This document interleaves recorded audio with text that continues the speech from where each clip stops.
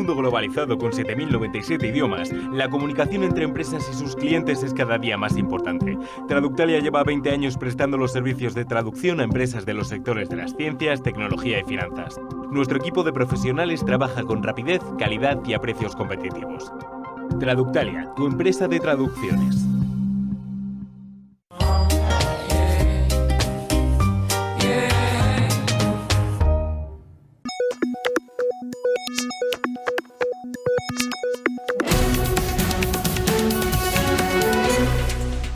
Pulso económico que, como es tradicional, vamos a arrancar echando la vista atrás a ver qué tal le ha ido al IBEX hoy. Una sesión pues entre poco y nada. Negativo el índice, 0,01% de caídas, 11.022,1 el índice general.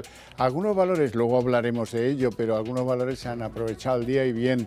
Grifols 9,70 arriba, IAG 1,96 arriba y la compañía de seguros Mapfre 1,71 arriba. Y en el lado de las caídas, en el lado donde preponderan las manos vendedoras, Solaria, la que más se deja en la sesión, 3,57, Colonial 3,34 y Repsol 1,84 de caída en la sesión. Y a continuación les voy a adelantar a modo de titulares algunos de los asuntos que estoy seguro les van a interesar de la tertulia que mantenemos con los mejores expertos aquí cada tarde para que ustedes no pierdan detalle. Bueno, pues en esa tertulia tenemos que hablar del día en bolsa de Grifols. ¿Por qué? Porque hemos sabido de buena mañana que la familia Grifols, los propietarios y el fondo Brookfield están estudiando una OPA para sacar la empresa de bolsa. No hay nada concretado. La empresa ha sido suspendida, luego ha tenido un verdadero tirón al alza espectacular y al final, al cierre, pues 9,70 de avance, que no está nada mal. Y hablaremos luego de empleo y de los fijos discontinuos que están en paro y que han subido un 14%. Y ahora la duda, dicen que vuelve a los datos de Díaz, de Yolanda Díaz, claro, por si algunos no los tenían antes, que en fin, los datos de Yolanda Díaz no son los más virtuosos de los datos sobre el cálculo de algo fundamental para la sociedad española, que es el desempleo. Les presento ya a nuestros invitados hoy. Don Joaquín Robles, analista de XTB, muy buenas tardes. ¿Qué tal? Muy buenas tardes. ¿Todo bien? Todo bien, gracias. Me alegra mucho. Y don José Luis Fernández Santillana, jefe de análisis y estudios del sindicato USO. Muy buenas tardes. Buenas tardes. ¿Todo bien? Todo bien. Vamos a echarle un vistazo a la sesión del IBEX, que, bueno, ha habido alguna que otra duda, ha mantenido los 11.000, eso es cierto.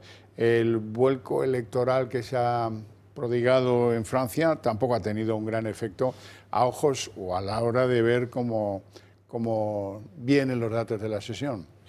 Probablemente porque ya lo habían descontado los inversores y al haber un resultado muy similar al que ya esperaban, pues no ha habido grandes movimientos, pero es verdad que esta semana tenemos grandes referencias económicas. Primero vamos a ver cómo impactan las repercusiones de estos resultados electorales tanto en Reino Unido como en Francia. Luego vamos a ver a Jerome Powell, el presidente de la Reserva Federal, que comparece ante el Congreso y ante el Senado. Va a tener que responder a preguntas como por qué no ha recortado ya los tipos de interés o por qué pretende aumentar los requisitos de capital a la banca.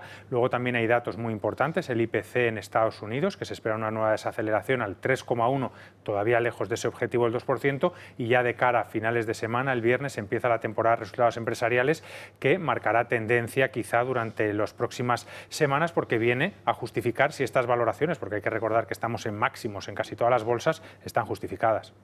José Luis. No, yo creo que las elecciones francesas fundamentalmente estaban descontadas, ¿no? Es decir, porque yo creo que es una tradición en Francia siempre que la segunda vuelta viene a corregir lo que pasa en la primera. Nos guste más, nos guste menos, ¿no?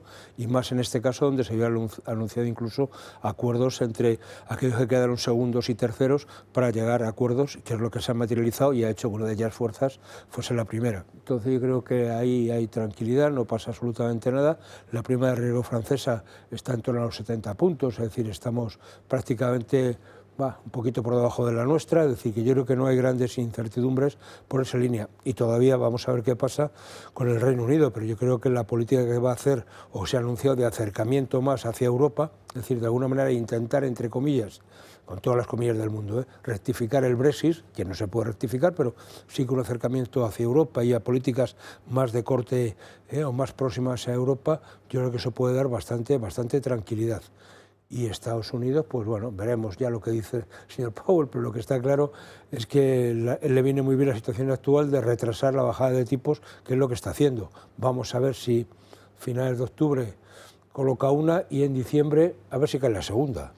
Vamos con los resultados franceses, porque decía usted que la prima de riesgo pues apenas ha sufrido varianza, y es verdad. Y hoy hay que descartar, bueno, que el mercado pues reciba con euforia esos resultados. Es más, hay muchos que creen que va a haber una respuesta bajista.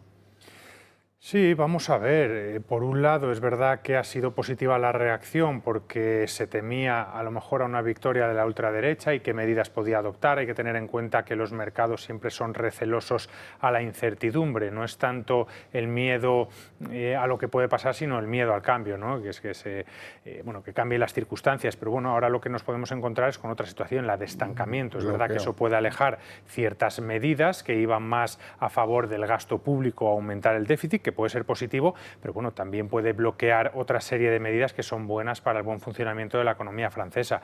Así que quizá por esa razón la prima de riesgo se ha mantenido.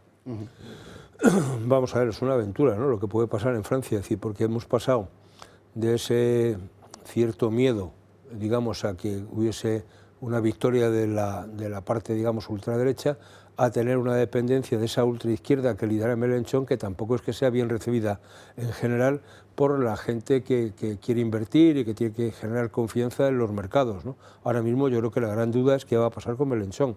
Yo creo que es el gran hándicap para que no se conforme un cierto gobierno con una cierta estabilidad.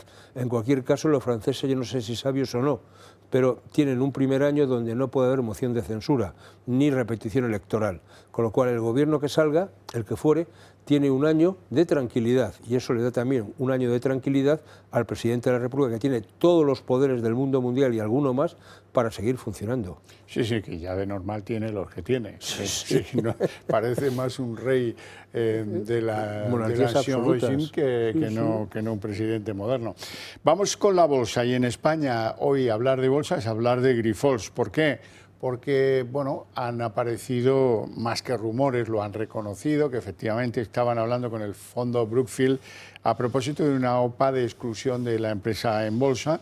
Se ha suspendido la cotización y al volver, pues un subidón tremendo que ha llegado a ser hasta del 20%. Al final acaba en 9,70 arriba.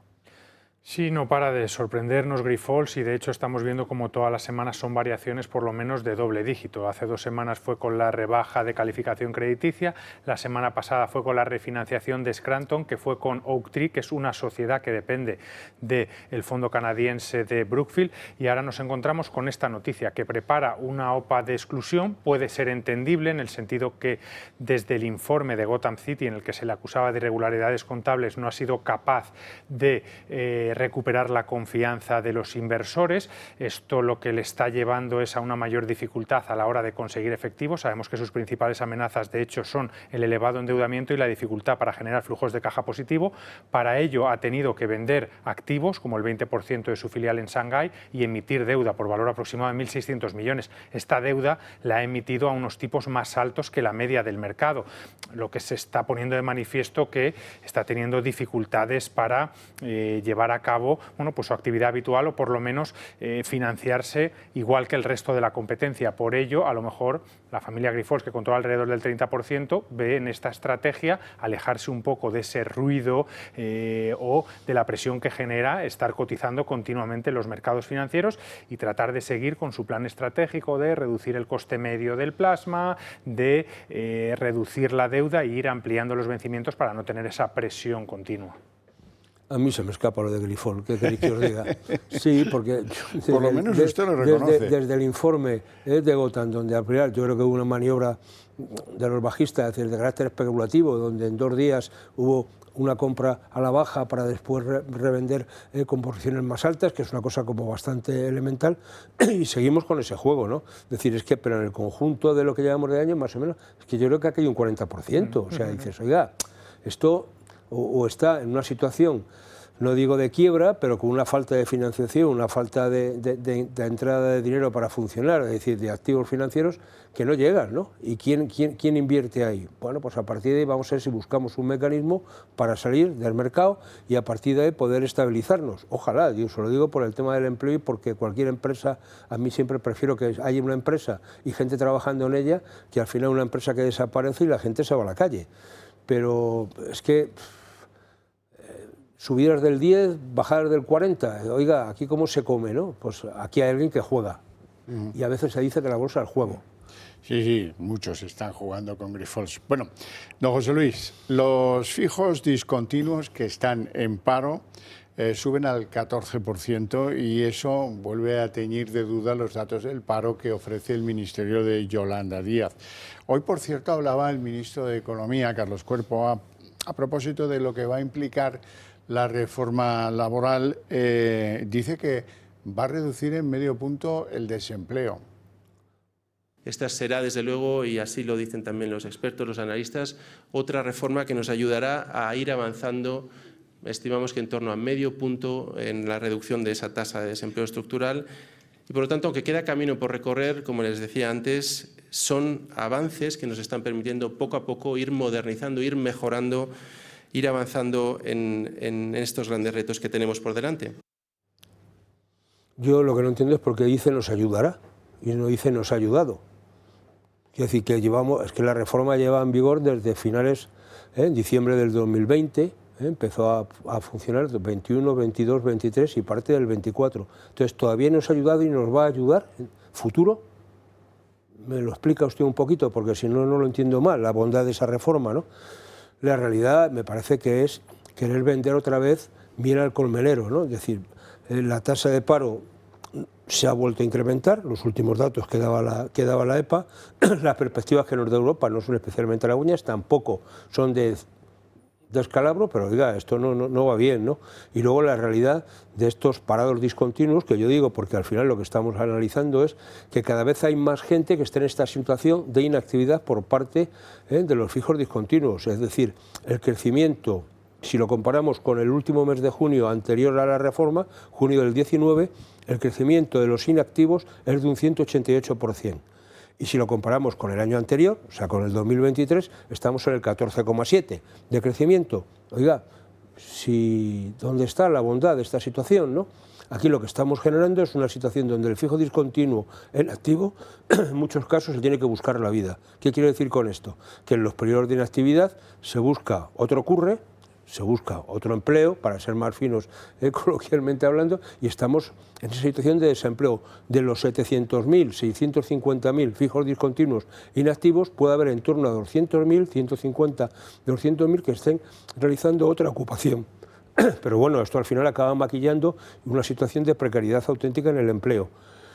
Entonces, los datos que da la ministra siempre son especialmente halagüeños. La realidad es bastante más distinta, ¿no? Estamos en torno a 3,3 millones de parados en términos de los que suele dar el Servicio Público de Empleo. Si a eso le añadimos los fijos discontinuos inactivos, estaríamos en los 3.800.000. Esa es la realidad y eso supondría ese medio punto o un punto más de la tasa de paro que nos está contando el ministro. Bueno, sigamos con el ministro, porque el ministro Cuerpo anunciaba hoy que está a punto de llegar a un acuerdo sobre el techo de gasto y el nuevo cuadro macro que el Gobierno enviará a Europa. Y además sobre el nuevo gobernador del Banco de España, que está en la próxima semana, se va a decir quién va a ser. Vamos a lanzar el proceso para aprobación del proyecto de presupuestos generales del Estado y en ese marco el cuadro macro sirve de base para la elaboración de esos presupuestos, con lo cual tenemos que ir a una actualización en función de la última información, y yo creo que, como decía el presidente, estaremos más cerca de ese 2,5 que del 2, y probablemente vamos a intentar aprobarlo no esta semana, pero la semana que viene. O sea que siguen pensando en hacer presupuestos. Sí, bueno, es que no solamente deberían de pensar, es que yo creo que es una obligación constitucional presentar presupuestos. Otra cuestión es que te los aprueben o no, y a partir de ahí puedes tener una prórroga. Pero dos cosas, ¿no? Es decir, las instrucciones que se han dado a todos los ministerios, porque salió publicado en el BOE a finales de mayo, más o menos, es que se empezase a hacer todas las cuentas para la elaboración de los presupuestos. En un calendario normal, a finales de septiembre, tendrían que estar presentados en el Congreso de los Diputados. Hay quien dice que hasta después de una posible segunda vuelta de las catalanas no se van a presentar, por aquello de que vaya usted a saber si hay que hacer algún apaño o no. Estas cosas de los apaños numéricos a la hora de votar con los apaños numéricos de resultado de las elecciones. Esta es la situación que hay, pero este señor sigue hablando siempre en un futuro. Oiga, es que si ya están todos los ministerios elaborando los presupuestos, ya están en ello. De hecho, ya tienen que cerrarlo. Antes de acabar este mes tienen que enviar al Ministerio de Hacienda sus propuestas y Hacienda después hace el encaje de bolillos. Entonces, yo no entiendo esta situación. El cuadro macroeconómico ya tenía que estar publicado. Además, ahora ya no hay problema. Si ustedes han quitado el veto que tenía el Senado, que le podía dificultar la aprobación del mismo, entonces pónganos el que quieran, que ni me creeré el del señor Montoro, el de la señora Montero, y me parece que el del señor Cuerpo tampoco mucho. Vamos con algún nombre propio en la bolsa española, BBVA y Sabadell, que parece que si se terminan pues fusionando o actuando en conjunto, podrían disparar a 10.300 millones sus beneficios, caso de ir en junto. Desde luego, y yo creo que ese es el objetivo de BBVA. Al final lo que hemos visto es un periodo donde se han aumentado los márgenes de interés, eso ha llevado a la banca a obtener unos mayores beneficios y la banca tiene dificultades para crecer porque ya opera en un sector que de por sí está muy consolidado y tampoco hay una gran innovación. Es verdad que puede seguir tirando por la digitalización, pero precisamente en eso BBVA es muy bueno. Entonces, ¿qué han hecho? Retribuir al accionista a través de aumentos del pago de dividendo, a través de programas de recompras de acciones, pero aquí BBVA lo que ha decidido es, oye, este año se esperaba 5 o 6 recortes, no va a ser así, por lo que vamos a tener otro año de muy buenos beneficios. ¿Por qué no salgo a comprar? ¿Qué puedo comprar? ¿Esto es lo que hay disponible? Me interesa, porque además refuerzo mi mercado en España, que es uno de los principales, que es uno de los que ya conozco y que puedo seguir aumentando los beneficios, porque ¿qué va a pasar con las valoraciones en el futuro de la banca? Que probablemente caigan, porque están en récord de beneficios. Cuando empiecen a bajar de manera bruta los tipos de interés, bueno, pues va a ser muy difícil obtener los mismos beneficios, a no ser que como BBVA hayas comprado otra entidad. Vamos a ver, esto es el cuento de nunca acabar, es recordar, ¿no?, que hubo aquella intento en su día, no cuajó.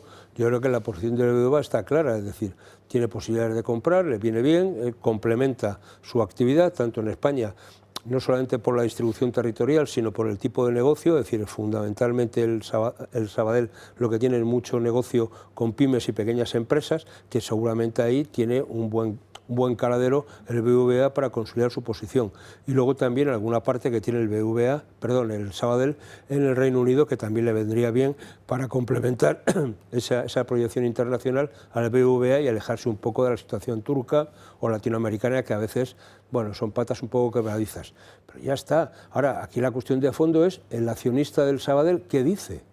Porque lo que dice el del BBVA está claro, todo para la saca. Pero lo que dice el del Sabadell, yo no lo tengo tan claro si está a favor o en contra. Hasta ahora no le ha venido mal. ¿Va a ser capaz de aguantar o no? Depende de lo que le retribuyan.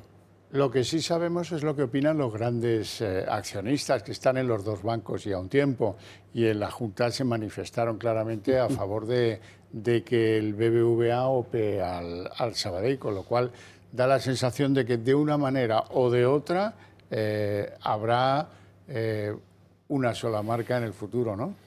Eso es lo que parece, y de hecho con lo que se especula es que alrededor del 40% de los inversores institucionales coinciden y estarían a favor de esta operación. Entonces esto lo que genera es que solo tengas que convencer a un 10-15% de minoristas, que no parece una cifra muy elevada, pero bueno, obviamente peores cosas se han visto. Pero lo que pasa es que al final los minoristas siempre son los paganos, entre comillas, de la situación, ¿no? Yo no tengo claro si va a haber una sola marca o dos marcas, porque eso ahí sí que depende de la acción del gobierno, el que autorice la fusión formalmente una sola marca, o al final, si tú tienes la propiedad del Sabadell, seguirá llamándose Sabadell, y tú tienes la propiedad del BVA y seguirá llamándose BVA. Bueno, no competiréis porque son lo mismo, pero será un mismo negocio con dos marcas, o lo que es lo mismo, una moneda que tiene siempre las dos caras. Y puedes tener diversificado perfectamente el negocio y la atención que haces de una manera más selectiva en función del interés que tengas, ¿no?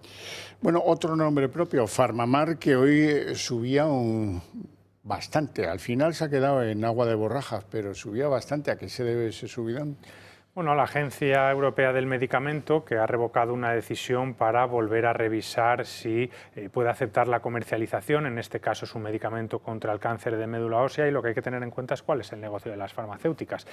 Farmamar, como muchas otras españolas, tiene un surtido de productos bueno, estable, que le genera unos ingresos recurrentes, y con esos ingresos pues trata de investigar para innovar en nuevos fármacos y tratar de abrir nuevos mercados con los que obtener mayor beneficio.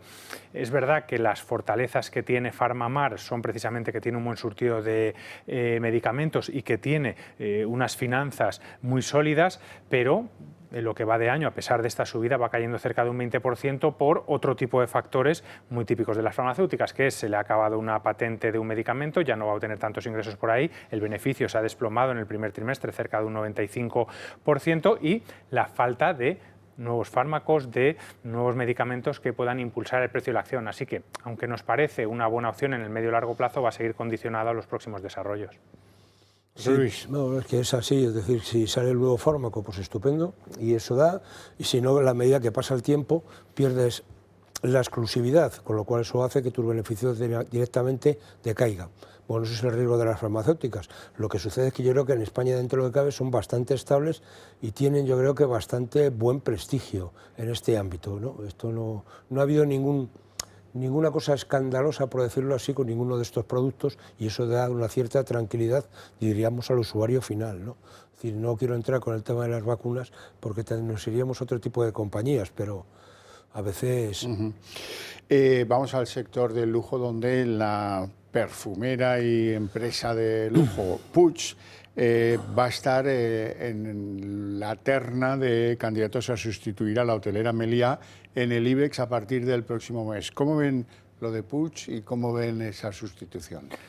Parece cercano, el primero porque cumple de sobra los requisitos y el segundo porque los está incumpliendo desde hace tiempo. Veremos si por el camino no hace falta que salga Meliá, porque salen Sabadell o Grifols, pero bueno, todo hace indicar que en esta revisión va a ser así. Además, yo creo que hay un sólido apetito de inversión a favor de Puig, se vio en la salida a bolsa, ya salió a unos múltiplos muy exigentes, de ahí que no hayamos visto después de que salía a bolsa una fuerte revalorización, pero bueno, pensamos que opera en un sector competitivo como es el lujo, pero bueno, que tiene altos márgenes de beneficio y que todavía puede seguir teniendo tasas de crecimiento por encima del 10%, así que yo creo que es un valor a tener en cuenta, uno de los valores más grandes de la bolsa española, y veremos cuando entre en el IBEX.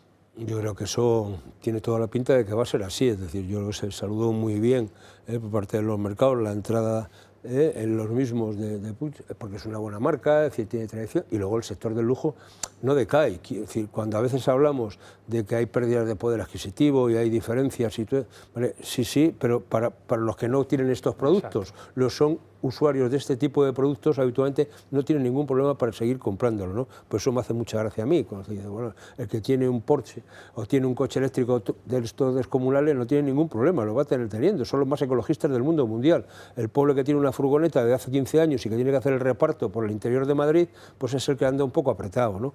Pues con esto pasa lo mismo. Vamos con las emisiones corporativas, las hay de todos los colores, de Telefónica al Corte Inglés, han aumentado un 52% y ya están a la altura del 2020, en el fondo son pues colocaciones de deuda con grado de inversión. ¿Tiene futuro eso? Bueno, oye, al final hay que tener en cuenta que estamos en un periodo que para muchas empresas sigue siendo de expansión. De hecho, estamos viendo como en muchos sectores los beneficios están aumentando. Eso lo que significa es que la actividad continúa. Te tienes que seguir financiando. Es verdad que ya no son los tipos de hace unos años, pues son los tipos actuales. Y de ahí que estemos viendo más operaciones de este tipo, igual que en el caso de Puig, más operaciones de salida a bolsa. Parece que se va a ralentizar un poco durante este segundo semestre, pero hemos tenido una primera parte del año muy activa. José Luis. Sí, pero es que yo creo que esta situación, las empresas necesitan capital, necesitan seguir teniendo actividad, es decir, yo creo que lo de la pandemia marca un antes y un después, ¿no? Es decir, oiga, hay un momento de colapso por la situación que hay, falta de actividad, todo el mundo nos paramos, después de salir eso se incrementa y estamos, entre comillas, volviendo a la normalidad, y la normalidad es que la actividad se genere y para eso hace falta liquidez y por tanto yo tengo que salir, tengo que emitir para tener esa liquidez que me permita funcionar. Yo creo que está ahí, ¿no? Es decir, en la medida que las empresas son solventes y todavía ahora mismo la deuda es lo que está y está estabilizada, es decir, no está creciendo, seguramente los precios, los intereses bajarán, pero ahora mismo tampoco está produciendo una situación de alza, pues bueno, aprovechemos, ¿no? No sea que la situación, yo creo que la gente está siendo muy prudente en este sentido, ¿no? Y digo, una prudencia en el sentido sano del término. ¿Y el mercado las recibe bien? ¿Las emisiones? El mercado yo creo que de momento las está recibiendo bien. De hecho, imagínate, en estas emisiones de grado de inversión, el que te den rentabilidades del 4, 5 y 6%, cuando hace nada estaban en el 2-3%, pues es muy buena opción para muchos inversores. Bueno, pues no tenemos tiempo para más, lo vamos a dejar aquí. Eso sí, con mi agradecimiento a estos dos caballeros por sus opiniones, por su presencia en el programa y a ustedes que decirles por el seguimiento que hacen desde sus hogares. Ahora, eso sí, para ellos no, pero para ustedes tengo premio porque a la vuelta de publicidad vamos a arrancar aquí la redacción abierta con todo lo que trae la política que baja, pues bueno, ya se pueden imaginar, muy completita, con asuntos de corrupción, asuntos políticos, los MENAs, bueno, hoy tenemos de todo y por barrios, no se lo pierdan.